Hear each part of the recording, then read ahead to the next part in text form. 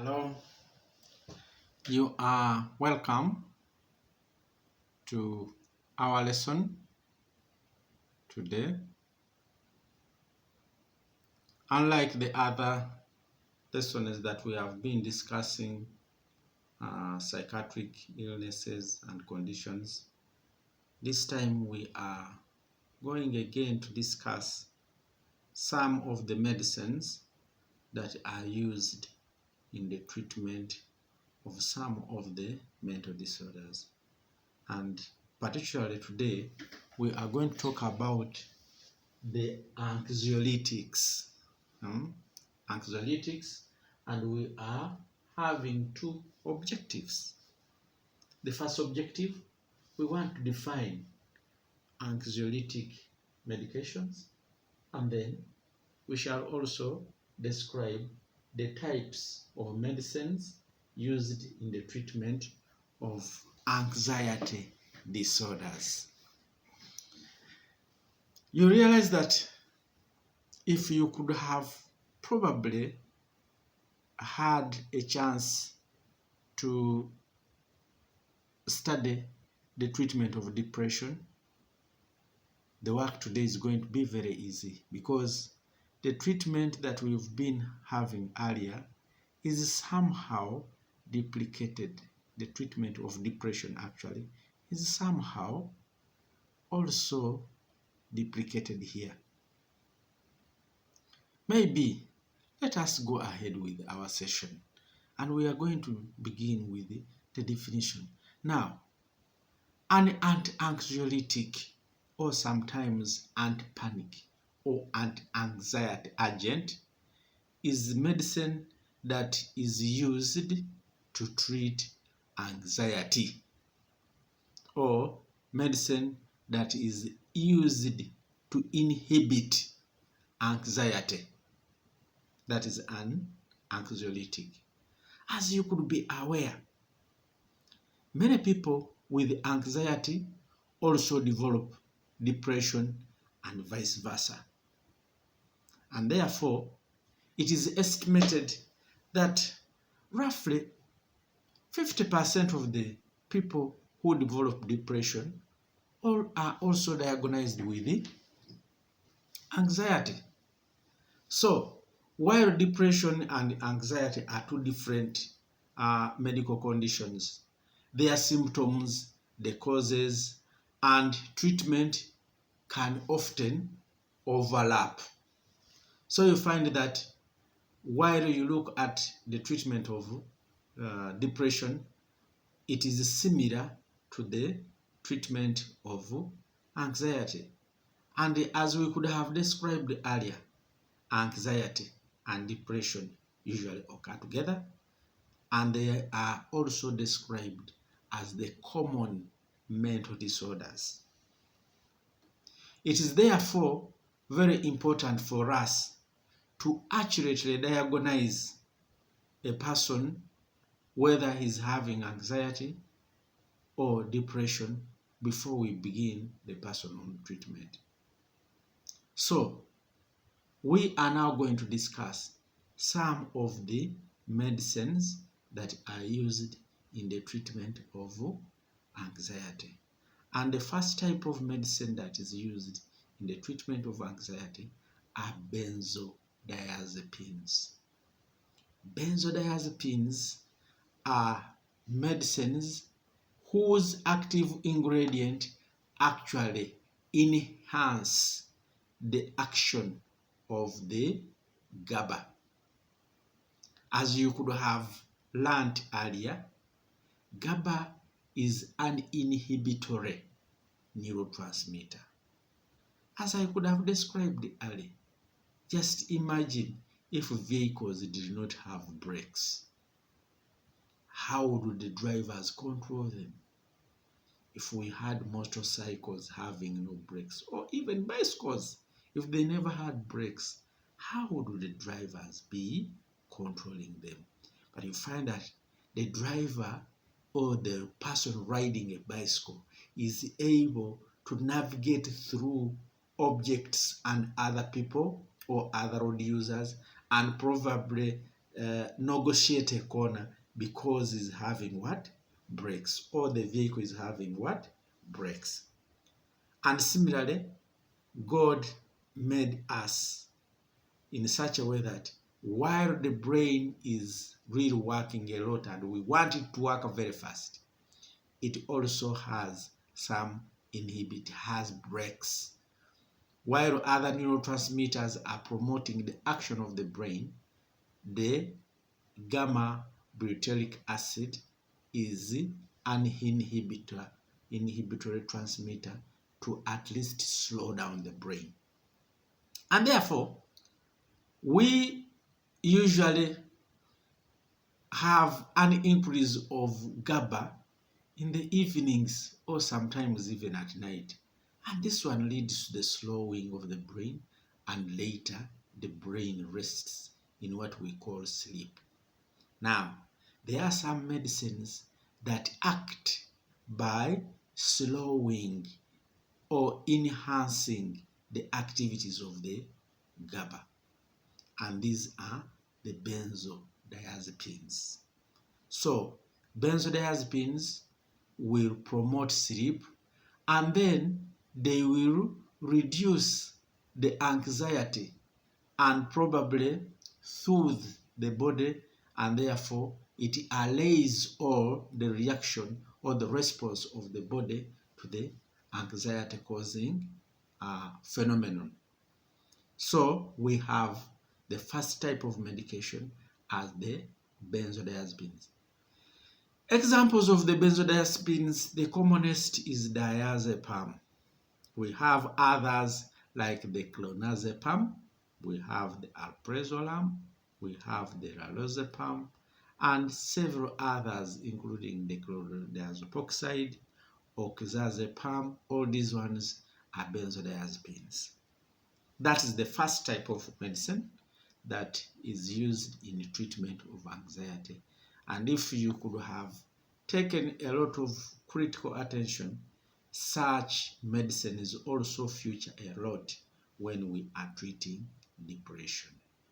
Then, another type of medication are the tricyclic antidepressants. Remember, these ones are antidepressants. Because anxiety occurs together with depression, it is therefore good for us to attend to the two conditions together. And therefore, we tend to use such types of antidepressants in order to respond to the anxiety disorder. So tricyclic antidepressants, as you could remember, these ones work by slowing the reuptake of the monoamines, and the monoamines that are cited here are the noradrenaline and serotonin. And such examples of tricyclic antidepressants are nortriptyline, we have the imipramine, and we have others like the amitriptyline. So those are tricyclic antidepressants. Then the next type of medication that are used in the treatment of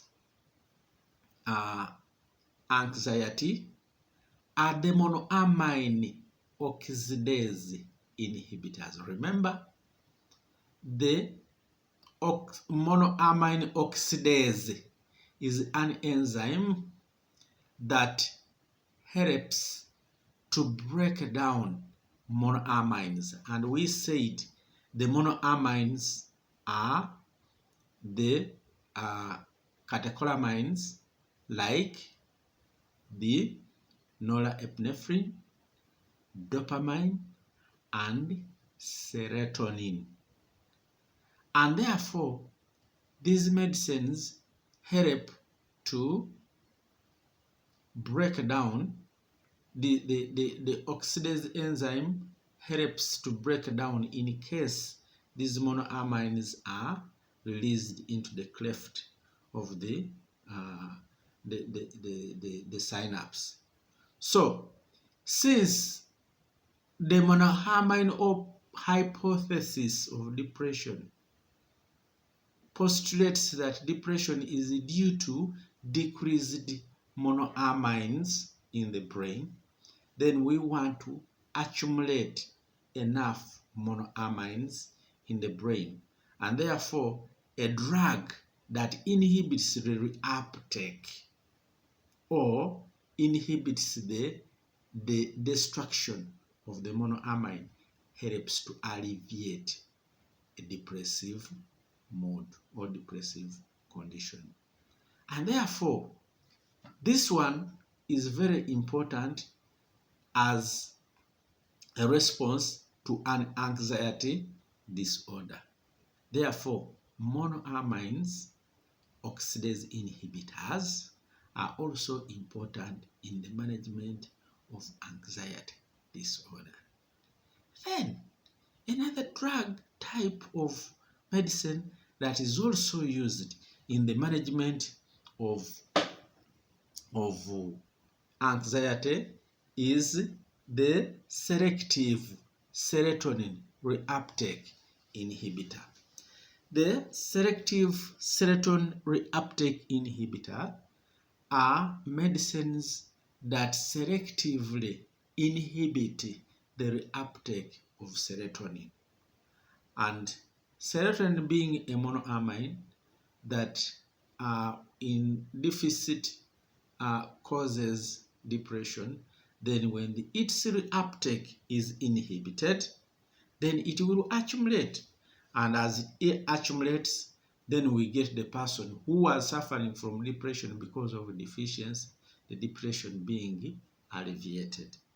And as you know that depression occurs along with anxiety, we shall have a positive response to the anxiety disorder. Such examples of serotonin selective reuptake inhibitors are medicines like sertraline, paroxetine, and fluoxetine. Then also we have the serotonin and noradrenaline reuptake inhibitors. These ones, unlike the selective serotonin reuptake inhibitors, the serotonin and noradrenaline reuptake inhibitor inhibit both the serotonin and the noradrenaline.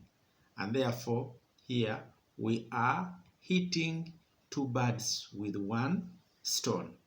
So these ones act similarly by inhibiting the reuptake, and these ones are considered usually very good in the management of anxiety disorders that are associated with obsessive compulsive disorders, and then social anxiety, and then the generalized anxiety disorders. Examples of the serotonin and noradrenaline reuptake inhibitors are the venlafaxine, then we have the duloxetine. Those are the selective the serotonin and noradrenaline reuptake inhibitors. Then we also have other medications that can be used in the treatment of anxiety. Such medications, surprisingly, are anticonvulsants. You remember the anticonvulsants? Did you also remember that when we were mentioning or when we mention anticonvulsants, the benzodiazepines are also included? Yes, they are also for treatment of anxiety disorders. And therefore, you realize that anticonvulsants are also key in the management of anxiety disorders. Such anticonvulsants, some of them are actually sodium channel blockers, others are GABA enhancement, and others are the T-type calcium channel blockers. So the examples of anticonvulsants we have are the sodium valproate, we have the pregabalin, and then we have the gabapentin. All these ones can be very crucial in the management of anxiety disorders. At the same time, we have beta blockers. Beta blockers are common medications for people with hypertension. And these ones work by reducing the activity of hormone adrenaline on the heart. Therefore, they tend to reduce the heart rate and therefore reduce even the cardiac output from the heart. These are beta blockers which reduce the speed at which the heart beats, reduces the symptom of palpitations from the person who is having an anxiety disorders. So you realize that such medicines reduce the symptom of palpitation. And these examples of such medicines, we have the propranolol, which is sometimes called Inderol, very good in management of social anxiety, and also atenolol, which is sometimes called determine, the tenormin. So those are the commonest anxiolytic drugs that are used in management of anxiety. So as before, you are going to choose 2 medicines from each group we have discussed. And remember, the categories we have discussed today are 1, the benzodiazepines, 2, the tricyclic antidepressants, 3, the monoamine oxidase inhibitors. Then we have the selective serotonin uptake inhibitors, and then we have the serotonin noradrenaline uptake inhibitors, then anticonvulsants and beta blockers. So we want you to get 2 types of medicines from each group.